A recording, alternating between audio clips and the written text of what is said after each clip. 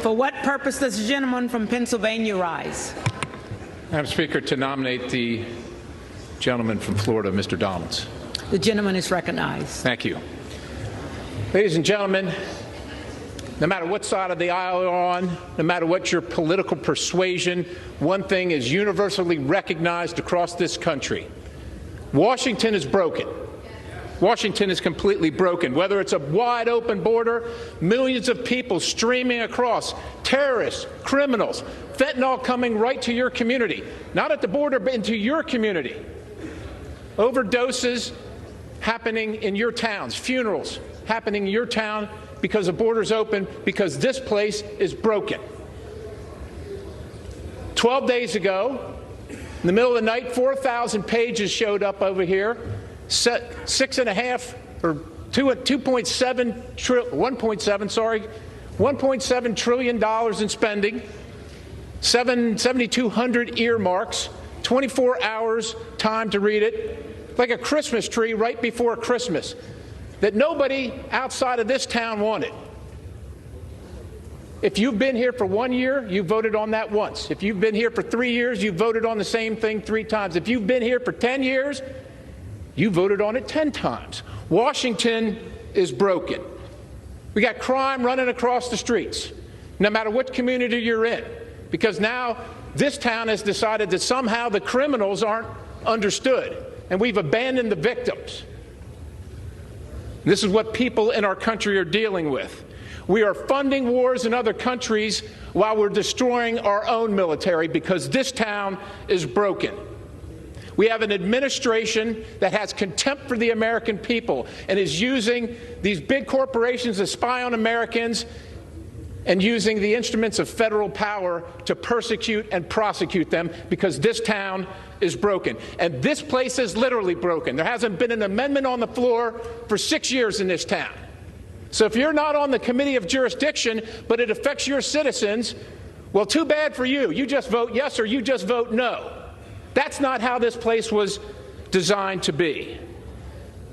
We vote on bills that have all kinds of things that have nothing to do with the bill itself. Everybody came here because they said to their constituents, this town is broken, and I want to fix it.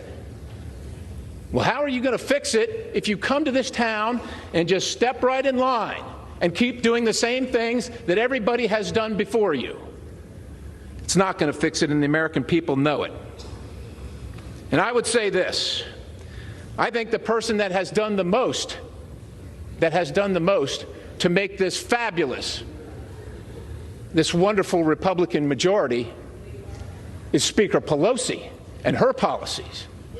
That's what has achieved this majority over here, because the American people are sick and tired of it, and they've had enough of it.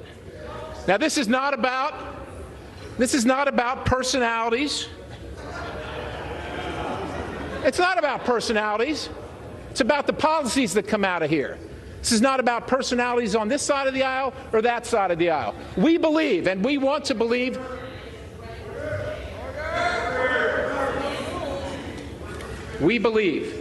and we want to believe that every person that comes here, left, right, center, has the best intentions for our country. The best intentions for our country.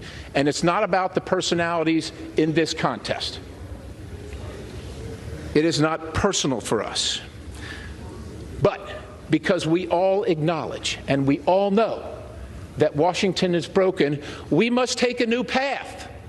There must be a new vision so that Congress works for the American people. Because the American people are watching what's happening here, and they've watched what's happened here, and they're sure in their hearts, and they can prove it, that this town works for this town. That's who this town is working for. Ladies and gentlemen, we are making history today. We are making history in this process. And we are showing the American people that this process works. Yeah, it's been about 100 years. It's been about 100 years since this has happened before. But we have said we're not going to take any more of Washington being broken. We're going to do something for the American people, and we're going to fix it. And is it going to be painful? And is it going to be difficult? Yeah, it probably is. That's why it took 100 years. It probably is. But we're going to do it. And we can also make history today by making the first... Will the House be in order? By electing the first black Republican Speaker of the House. Yes, thank you. Now, as my colleagues probably know, the first black members of Congress to serve in this body were Republicans. As a matter of fact, you probably also know that Frederick Douglass, who went and worked with Abraham Lincoln to emancipate the people of color in this country, said he would never be anything but a Republican, I am here to nominate Byron Donalds because he has accomplished many things. He is a man of faith. He is a family man. He is a businessman, and he is a man of community service.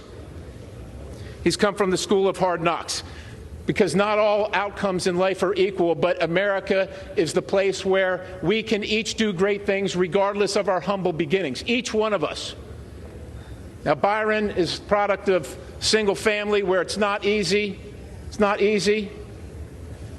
but he has succeeded in America, and that's a testament to what we have created here and what we're trying to save. He's got a record of accomplishing things. He has a record of being on the right side. He is respected. He is trusted. He is capable, and he achieves results. Now, Byron has a big mind, and he's big in stature as well. He's very nice, but I will tell you this, in a negotiation with Chuck Schumer, I should want to be on the other side of Byron Donalds. He knows who he is, he knows what his foundation is, and he knows that Washington is broken, and what Chuck Schumer sends over here isn't going to work out for the American people. Ladies and gentlemen, Washington is broken. Byron Donalds will inspire us and restore our citizens' faith that this institution actually works for them. And it is my highest honor to nominate the gentleman from Florida, Byron Donalds, to be the next Speaker of the House, and I yield.